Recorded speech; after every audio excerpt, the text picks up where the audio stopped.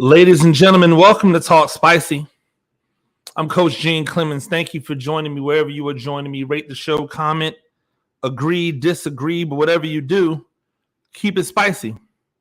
5-star ratings are appreciated. And if you're joining me on the YouTube channel, make sure you like, make sure you subscribe. It's a dark day in football right now. It's an awful day in football right now because what we've seen this offseason points to a change in the dynamic of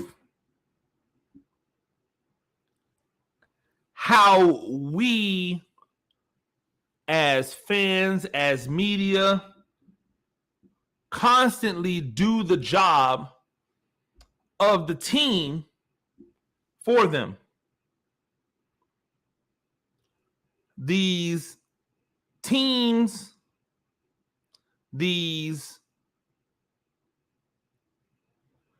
teams and the media entities that cover these teams spend so much time extolling the greatness of the running back until it's time to pay him.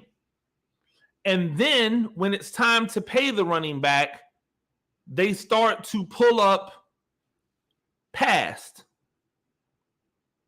They start to pull up past things that have nothing to do with that particular running back, but they hold as precedent. Now, this is not abnormal. In law, precedent is how a lot of things get settled, right? This is a precedent.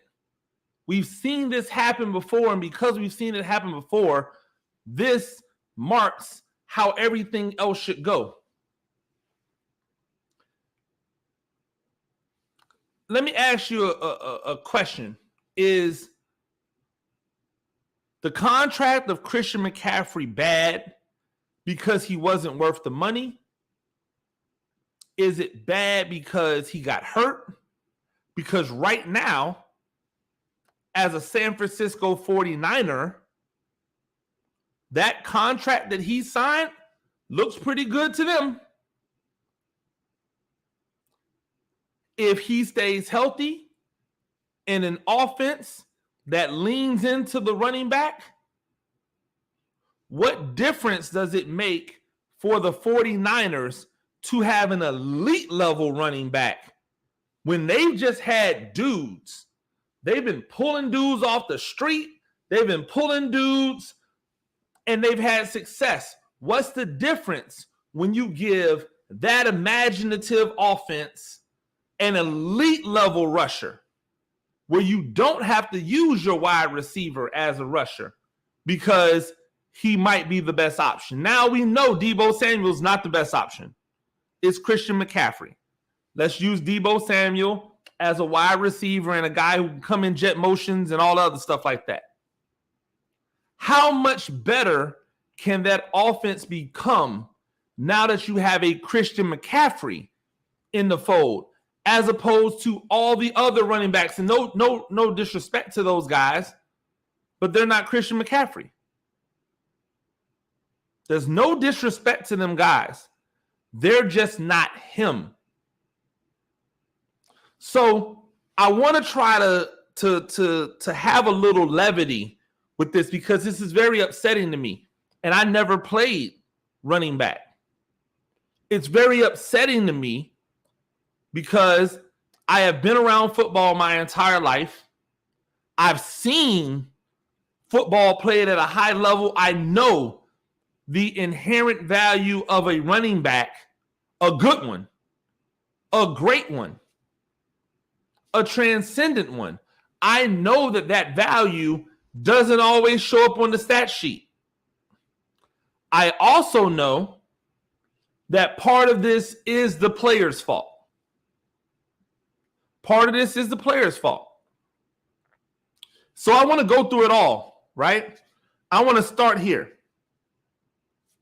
This is where the players screw up at. Number one, the last collective bargaining agreement, I'm under the impression that they bargained away getting rid of the franchise tag in lieu of getting marijuana testing taken out of the NFL. My question goes, why did you settle for one or the other? It was ridiculous to have marijuana. The NFL ruined a player's life because of marijuana. They ruined his life.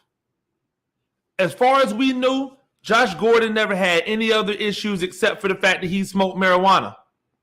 It wasn't until he started getting suspended for smoking marijuana that we saw the other things come into play, the alcohol come into play. Oh, well, I can't. Alcohol's not illegal, so I guess I'll drink more alcohol instead of smoke weed.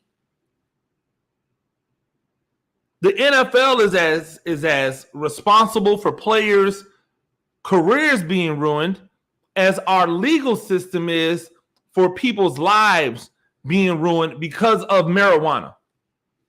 That's one. So the collective bargaining agreement where they chose to get marijuana out of there, but said as a bargaining chip, we'll keep you on track with this franchise tag, which is the stupidest thing in the world because the only person that the franchise tag actually helps is a quarterback. Doesn't help any other position. It's under the value for every other position. Why? Because the money's in the long term for every other position except quarterback. So now we have that. The players caved because the players always cave because they're afraid to go without money because they don't know how else to make money. Unfortunately for them, they play a sport where your face is covered, and unless you're the quarterback and you're getting a bunch of airtime, you're probably not getting a lot of endorsement deals to be able to supplement what you make with money that comes from outside of the game. People are not willing to do what the Pouncey brothers wanted to do. Everybody just clowned them. Oh, well, you want to borrow money from the Pounceys like loan sharks? No, they had an idea. They had a rhythm. Nobody wanted to roll with them. So now we're sitting back and we're going, part of this is the player's fault. Right? Part of this is inherent because players didn't want to stand up for their rights. And as a result, those same players years ago decided we want to have a rookie wage scale. Why? Because we want to limit what the rookies make so that we can keep veterans around longer. You know what the owner said? That's a great idea. Yeah, y'all should do that. We should have a rookie wage scale. And guess what we're still not going to do? We're still not going to keep your veterans around. You know why? Because now we can get the rookies even cheaper. And it doesn't hurt us to waste a draft pick on the rookie and them not be good. We just can go right back in again because it's not $70 million that we're contributing to a first round draft pick, number one overall pick. It's $35 million. That's way different. And because the players caved on that, because the players union, the NFLPA, the weakest union of all unions, sorry NFL, you're the strongest dudes, you're the weakest union. Sorry, it is what it is. Because they did that, that set up what we have now. And so now what we get is this notion that running backs are not valuable. And my question then goes, well, if they're not valuable, why do you keep putting them on the field? I'm not joking. If the way of the future, if the wave of the future is the short passing game, and yes, I'm drinking. That's how crazy I feel about this. I am drinking. If the wave of the future is the short, quick passing game as the run. If the wave is we're going to do short passing games as the run, if there is no value in play action passing, it doesn't matter how good the run game is, the play action is going to work regardless. These are what all the statisticians will tell you, right? The short pass is better than the run. That the play action is not made better when your running game is good. Why are there running backs on the field? Why are offenses not going empty and putting 5 receivers or 4 receivers and a tight end on the field at all times? Why is that not happening? Why do we not see more empty? Why have we not seen an uptick in empty formations with no running backs? The only place that we see 0 running backs getting pushed is fantasy football. It's only fantasy football honks, which I'm one of. Shout out to The Athletic. We only see fantasy football honks go, don't even draft a running back. Go 0 running backs until they need a running back. And then they're scouring the waiver wires to find a jewel, to find a gem, to find a rose in the concrete. You didn't need to do that. You could have just taken a real legitimate running back. I'm going to draft 0 running backs. And then I'm going to go and make trades and get a legit running back from a team that's already out of it. Well, you kind of like still needed that legitimate running back. Right? I digress.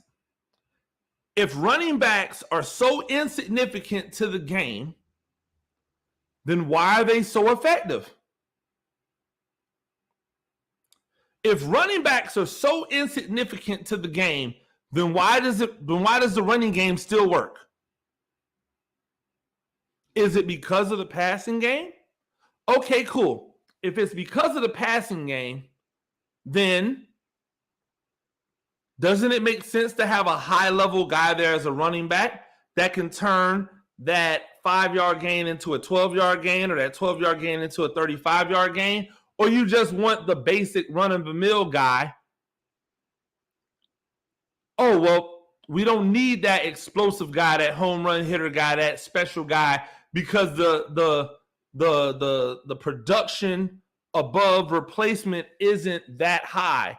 So, yeah, running back A is elite, but running back B is just good, and we don't have to pay him elite money, and so we'll just pay him this, and we'll have this guy. The self-fulfilling prophecy of running back, right?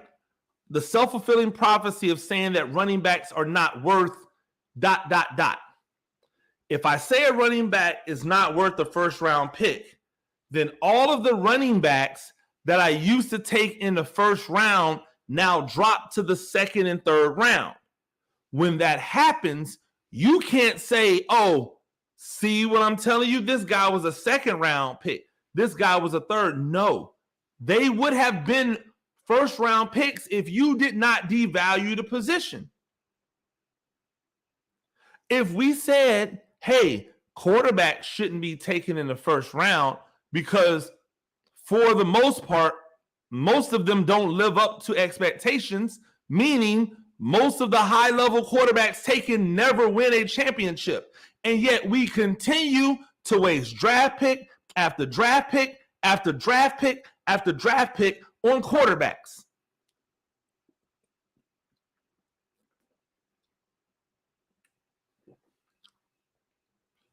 Draft pick after draft pick after draft pick, we waste on quarterbacks.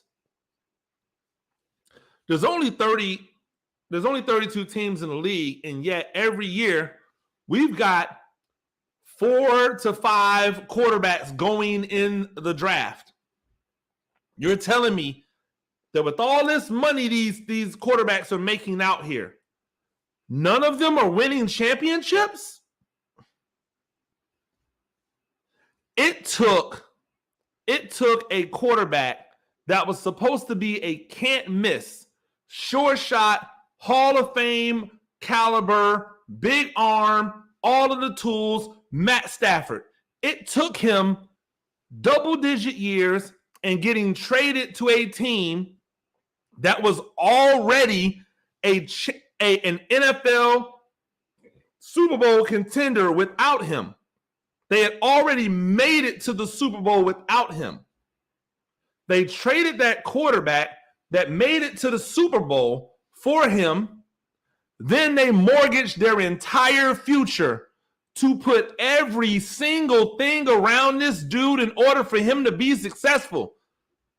And he went out there in the Super Bowl and played And if it wasn't for the defense coming alive and shutting down the Bengals, they don't win a championship.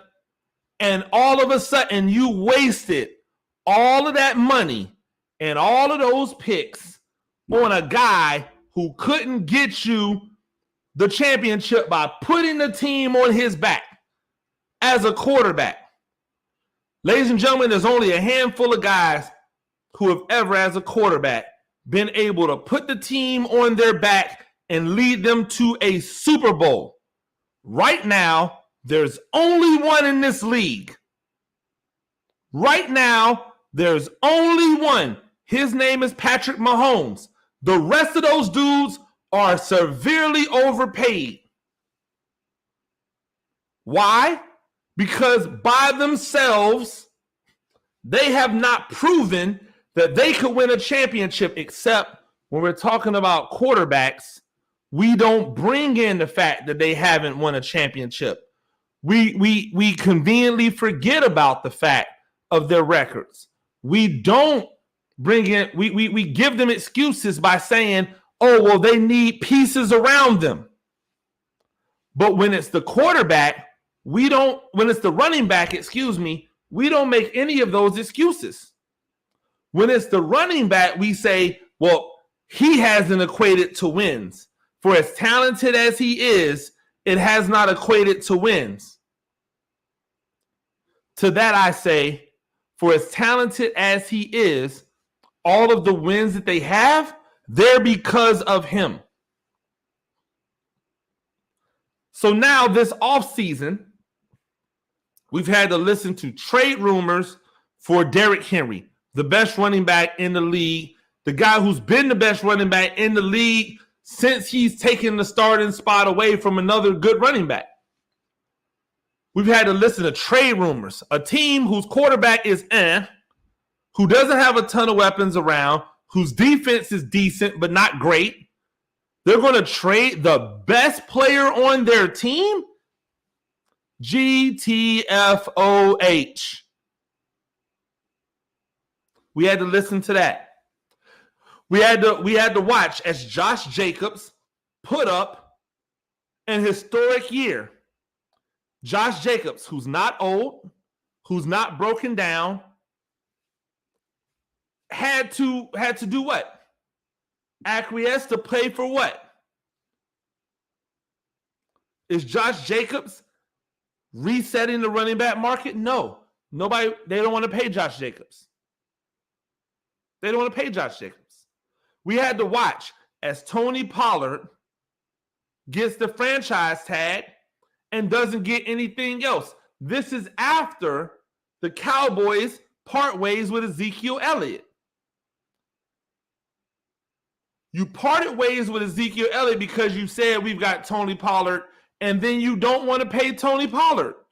So now Tony Pollard has to play on the franchise tag, even though you're about to run his ass into the ground? You've got running backs changing spots. Detroit decided that their running back, who when you look at his numbers, says when you give him the ball, he makes something happen explosive. They traded him to Philly. Philly let their running back go to Carolina. We already talked about what Carolina did when they sent their franchise running back away. And then we get to Saquon Barkley. Saquon Barkley, who came in with no help because when he came to the Giants, he had the skeleton of Eli Manning. Then, just like for the quarterback that everybody's made the excuses for, he had to endure various head coaches, various offensive coordinators, an offensive line that has not been good. He had to endure all of that, except he doesn't get to throw the ball away when he's got 2 to 3 people on him. He had to suffer through a season-ending injury at the beginning of the year, came back, and then suffered through more injuries because he probably came back too fast from that season-ending injury. Why? Because he knows as a running back, he has to show his value or else they get him out of there. And then in his prove-it year, he goes out and he's one of the top 5 running backs in the league. And he is the catalyst for success on a Giants team that has been abysmal for as long as I've been covering the Giants and longer. A Giants team that outside of 2 magical seasons has not been consistently good. A Giants team that has been looking for consistent quarterback play even throughout the Eli Manning regime. Through the times that Eli Manning was in a Giants uniform, you cannot point to me 2 consistent seasons in a row for Eli Manning. You can't even point to it. If you try, you're going to look foolish. We don't even have to go to like anything heavy. We could just look at the regular stats. Don't bring in the, oh, he didn't have, or oh, he didn't have, or oh, this person. Nope. It was on him. And then Eli reincarnated in Danny Dimes, comes out, and for the first 3 years of his career, he is bad. The third year of his career, he's downright putrid. They don't pick up his 5th-year option. Why should they? He comes out and has a decent season, not a great season, not a phenomenal season, a decent season. And all he has to do is hold out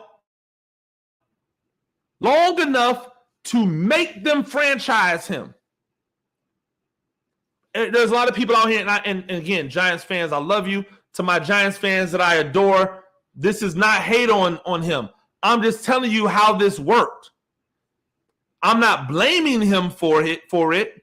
I'm saying that if players talk and you guys know that it's a quarterback league, the quarterback has the power to change the dynamic. So if Daniel Jones waits and doesn't get and refuses to get the deal done, when he does, they have to franchise Daniel Jones. And once they franchise Daniel Jones, Saquon Barkley gets to hit the free agency as an unrestricted free agent. Now, a lot of you have said, well, Saquon Barkley, no other team wanted to pay him. Do you know the price tag that comes with the Saquon Barkley as a protected, as a franchise, a non-exclusive franchise tag? If somebody comes and offers Saquon Barkley money, the Giants can match. But if the Giants don't match, they get heavily compensated. I'm talking first-round draft picks. So if I'm trying to improve my team by bringing in an elite running back, what good does it do me to then give away the draft picks that I'm going to be able to supplement my elite running back with? These teams know that the Giants are just trying to let somebody else set the market, so they say no thank you. But it looks like there's no market for Saquon. You can't honestly tell me that if Saquon Barkley at 26 years old is on the open market after the season that he had, that he would not have had suitors. Why do we know that? Because Philly just traded for a guy to be a running back. You don't think that Philly might have brought in Saquon Barkley? You don't think that Dallas had just cut Ezekiel Elliott would have tried to bring in Saquon Barkley? You don't think they believe that Saquon Barkley is an upgrade over what they had? Of course they do. But they know that this is nothing but a ploy from the Giants to get a lot for a guy that they weren't trying to sign, or to watch somebody else give him a contract so they could go, oh, we'll match that. And on cue, we all of a sudden started to see the temperature change around the feelings on Saquon.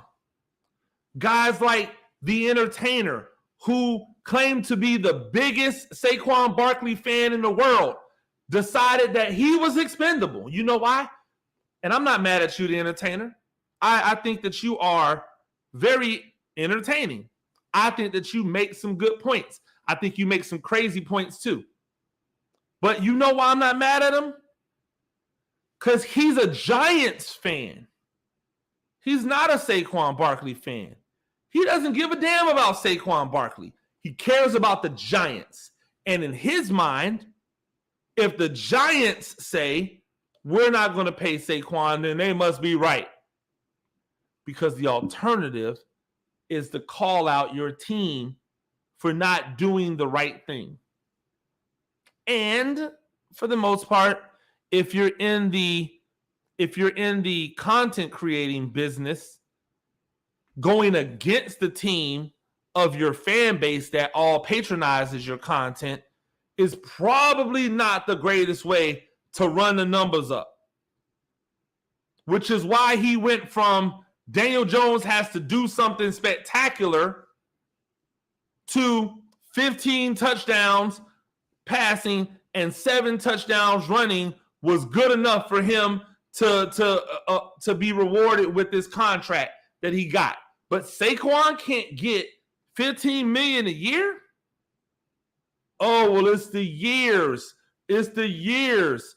Well, I'm sorry, but they have ways of combating that. See, here's the problem. Because the way that these teams combat that is usually to stack the back of the contract with a bunch of money. That's why the Giants are in this predicament right now where they don't have any money, because they've been stacking money on the back end of contracts, and now the bills come due. And now this regime is trying to clean up the books. And in the meanwhile, they want you to be okay with them not paying Saquon. They want you to go, well, they offered Saquon $22 million guaranteed. So, who are we to tell Saquon Barkley what he's worth to the team that rode his back to 9 wins?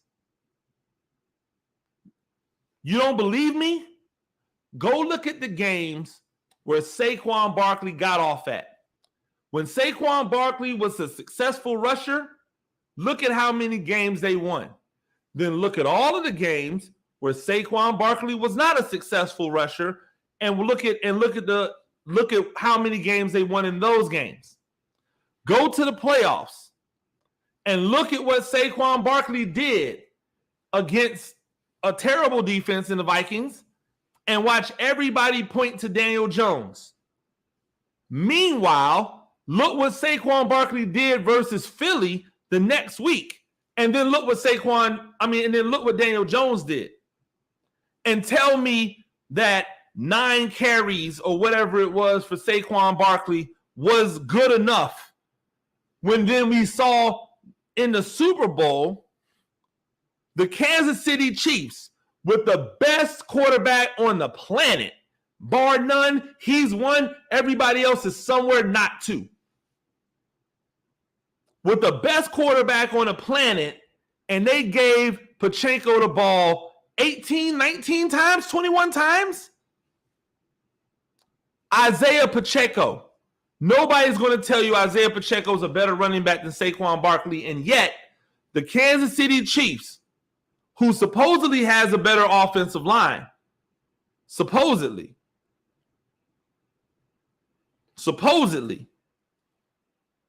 they gave the ball to him all those times. You know why? Because they saw something in Philly that said, hey, let's run at these dudes.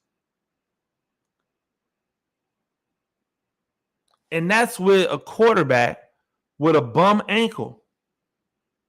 I'm not blaming Daniel Jones, but when you say the stuff about Saquon Barkley that you say out there, you people, you make me have no other choice but to mention that you said none of these things when it came time to pay Daniel Jones $40+ million. You didn't say, well, look at his career wins and losses. You couldn't say, oh, well, for all of his brilliance, it hasn't equated into wins and losses, because he had no brilliance until this past year. And this past year, the only thing you can legitimately point at is one drive versus Green Bay, where he drove the ball down on a Green Bay team that had already given up on itself. They knew their quarterback was out of there, and they weren't playing for dick. They weren't playing for anything. And yet, that's the drive. That erases 3.5 years of mediocrity. Excuse me, not even mediocrity. That erases 3 years of subpar performance and one half a season of mediocrity. Now all of a sudden he's elite. Now all of a sudden rushing numbers matter. Now all of a sudden you've convinced yourself that if I put the backup quarterback in who had a better season than that with less talent on a team that was actively trying to tank, he couldn't do the same thing if he stayed healthy. You mention injuries for Saquon Barkley, but you don't mention injuries for Daniel Jones. You can't talk about Saquon's running style because this past year he showed more power than he showed in the last 3 years. I heard somebody try to give a reasoning for Saquon not making money is because he didn't block well as a rookie. That was the same year this man put up over 2,000 total yards and carried the ball 350 times. Excuse me, not carried. Touched the ball 350 times. And they were worried about him blocking. Y'all see what I mean? Y'all see the double standard? I'm going to leave you with this. There's a lot of Giants fans out there who believe that Saquon is, oh, well, he's going to play under franchise tag. He's still a part of this team. And my question is to you, why? Why do you believe he has to play? Oh, well, he doesn't want to lose out on this $10 million. He's made $30-something million in his career. This past year, which was his fifth year, it was his fifth year. He made most of his money. So it's not like he tricked off the money, all of that money that he made this year. This past year was his largest hit against the salary cap. Because in the fifth year, you have to pay them the average of the tops in their league. So he made a ton of money this year. You're telling me that he couldn't just say, you know what? I'm going to sit and wait. Doesn't matter if you guys have success. It doesn't matter if you have success without me. I'm going to wait. And with 7-8 games to go, I'll come into camp. Because I only need 6 games 6, to accrue enough time so that my year counts.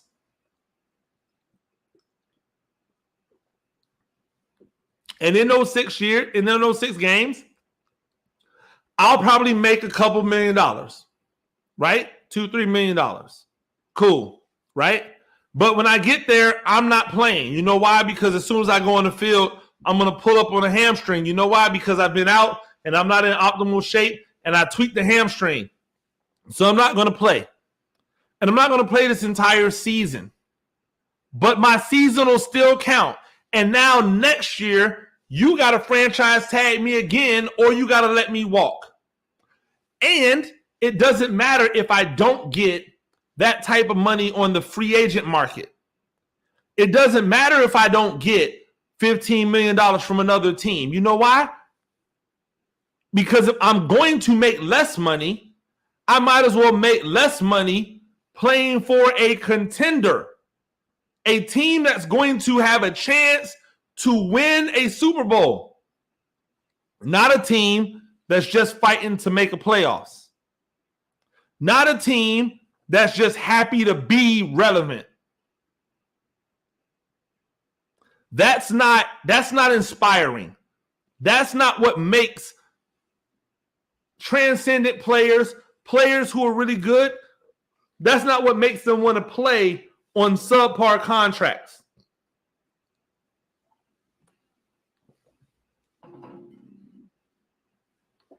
You know why Kansas City can afford to not invest in an elite level running back? Because they have an elite level quarterback. Does the Giants have an elite level quarterback?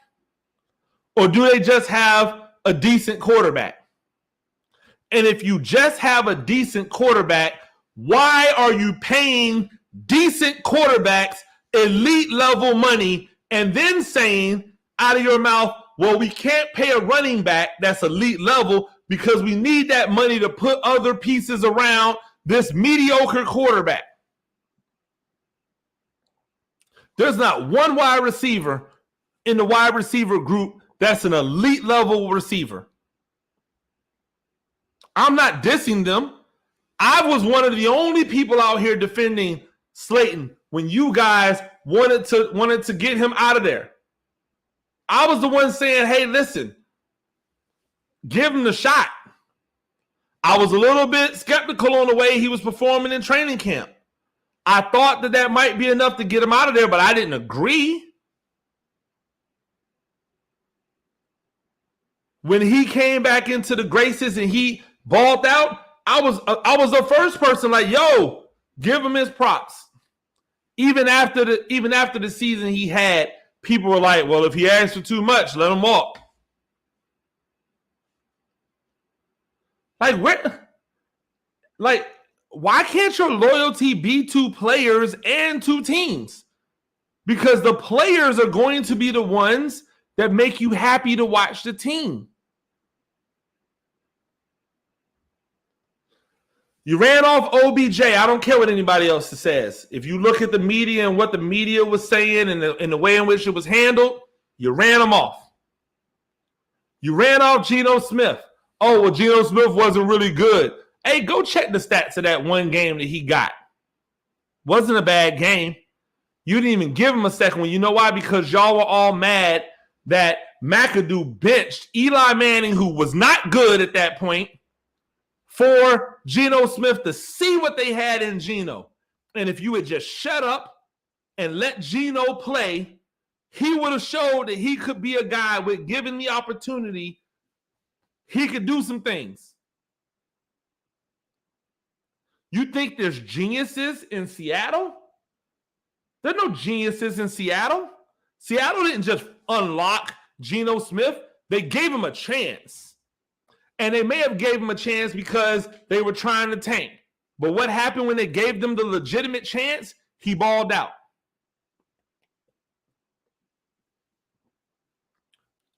And because he balled out, because he did his thing, right? They're in a better place. They were able to not have to go and get a quarterback. They were able to help the entire team with more pieces, more weapons. You let him go. You ran Evan Ingram out of town because he doesn't catch every single ball. Yet when you look at his stats that he had in Jacksonville this year, they're very similar to the stats that he had when he was a Giant. The only difference is his quarterback's better now. Nobody's going to argue that Trevor Lawrence is not better than Daniel Jones. Nobody can argue that if you switch quarterbacks and put Trevor Lawrence in this offense and Daniel Jones in that offense, that Trevor Lawrence wouldn't do just as good, if not better. He's bigger, he's faster, he's stronger, he's got a stronger arm, he's younger, he's had more success at the collegiate level, he looks better, his girlfriend looks better. What else you want? But you ran off Evan Ingram, and now he's happy in Jacksonville. By the way, they put the franchise tag on Evan Ingram and then signed him to a long-term deal. Why? Because Evan Ingram had value for that team. You ran him off. From the moment people get here and you don't like them, you don't like how they roll, you run them off. Kadarius Toney, y'all diss them, disrespect them, awful towards them, and then you're mad when he leaves and he wins a championship on a team that actually got it right, and he was an actual legitimate part of the winning of the Super Bowl, and now y'all are mad because he's like, yeah, ha ha ha. Really? All you did was defecate on the dude the entire time he was here. Oh, he's getting hurt. Oh, he talks like this. Oh, he talks like that. Meanwhile, you've got other players who are on that same track. What are y'all going to say about Wan'Dale Robinson when Wan'Dale Robinson gets hurt this year? You're going to say the same thing about him that you said about Kadarius Toney. You're going to sour the milk. He's going to go somewhere else. He's going to ball out. Who cares for how long? He's a weapon. You don't run off weapons. You don't run off weapons. You essentially emasculated Kenny Golladay. You emasculated him. Why? Because he wasn't healthy. Like it was his fault. Like he paid himself. Like y'all diss Kenny Golladay. Instead of dissing like the Giants and their decision makers, you did that too, but you let it go on Kenny Golladay. You started to defecate on Kenny Golladay. Kenny Golladay could never get it right. Why? His confidence was shot into place. Let's see what he does this year. Let's see if he finds back that thing. You guys all told us that Julian Love wasn't really a legitimate piece. That we could lose him and be okay. Hey, Julian Love isn't that great. We could lose him and we'll be fine. Let's find out.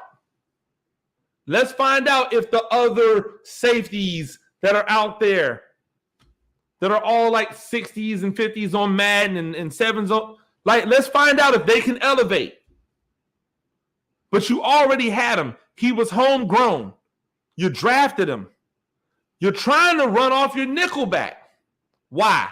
Because he's small. You don't like him because he's small. This is an epidemic, and now all of a sudden Saquon Barkley is not that great. Now all of a sudden Saquon Barkley can be replaced. Now all of a sudden Saquon Barkley is just another dude. I'm going to give you a line. People out there saying they made Hove. Made Hove say, okay, so make another Hove. Do not be surprised when Saquon Barkley does not report. He does not need your $10 million. He just made money. He's a good-looking dude. I guarantee you he's making some endorsement money. it's not like you're paying him $20 million to show up. So saying, oh, he's not going to miss out on this $10 million this year. Really? I think he's going to see how you do without him. Let's just see how good you are, Giants, since I don't matter, since it's all about Daniel Jones and the short passing game, the crisp passing attack. Since it's all about that, prove it. And 6 to 8 games into the season, I'll reevaluate. Think about it. It doesn't hurt him at all. If the Giants have success, because they can't find him, right? Because he hasn't signed any contracts. So he's not going to get fined money. He's just not going to make money. But he just made a bunch of money last year. So if 6 to 8 games in, the Giants are having success, I'll just come in, play the year out, possibly, maybe pull a hamstring, tweak an ankle, if the Giants won't pay me, then in my mind, if I'm Saquon, if the Giants won't pay me, then nobody else is going to really pay me. So now I'm into the part of my career at 26, 27, where I'm just trying to find a team that gives me the opportunity to maximize my potential for a discount because nobody's going to pay me what I feel I'm worth. I'm to that part now. So if I'm there, then there's no reason for me to come in for the $10 million. If I come in and make $5 million, but I only had to play half the games to make it, cool. And if you franchise me next year for more money, that's the franchise tag I'll play under. I'll play under that franchise tag at 27. I'm not going to sign it until game 1 because you're not going to be able to hoard me for these other stuff and show up to all this other stuff where I wear my body down. No. I'm going to sign it week 1 because it's a franchise tag, but I'll play underneath that tag for more money because that's going to be closer to what I want to make on an annual basis anyway. Then year 3, you're going to let me walk because you're not going to franchise tag me for a 3rd year. That money is ridiculous. You're going to let me walk at 28 years old. You're going to tell people I'm washed up. The media is going to say I'm washed up at 28 years old. And then I'm going to go to a team that actually has a chance to win a championship, and I'm going to make them better. I'm going to make them better. I'm going to be the piece that gets them over the hump. And the records will show in the future, oh, well, this team won, and they didn't have a high dollar running back. But we will all know that is a self-fulfilling prophecy because you decided that you weren't going to pay any running backs. So anytime a running back has success, you can say, oh, well, look, that running back didn't get a lot of money and they had success. But that's only because you all colluded and said we're no longer going to pay running backs. Imagine what you'd be able to do with your team if you didn't pay your quarterbacks. Ladies and gentlemen, that's Talk Spicy. I'm Coach Gene Clemens. Do this thing a few times a week. Rate the show, comment, agree, disagree, but whatever you do, keep it spicy. 5-star ratings are appreciated. If you're joining me on the YouTube channel, make sure you like, make sure you subscribe. Hey, go out, make sure that you check me out, FCS Nation, the new website. I'll be doing columns over there on FCS on the Southeast region. I've got a lot of teams. I am really looking forward to delving into the FCS like I've been doing in the past, but now you have a focused place to find it. Also, make sure that you check out those fantasy football columns that's coming soon as we're getting ready to gear up for the draft kit on The Athletic. Make sure that you pick up the hard copy of The Athletic Fantasy Football magazine. You'll see articles into me from there. And last but not least, continue to follow me in my writings for Giants country, I really do enjoy covering the Giants. I like what they are doing, but this Saquon thing does not sit well with me, and I'm not going to harp on it. This will probably be the last time you hear me say anything about it publicly, because it's over now. What will be will be. But I had to get it off my chest tonight, and I had to do it for you, the fans. So until next time, peace.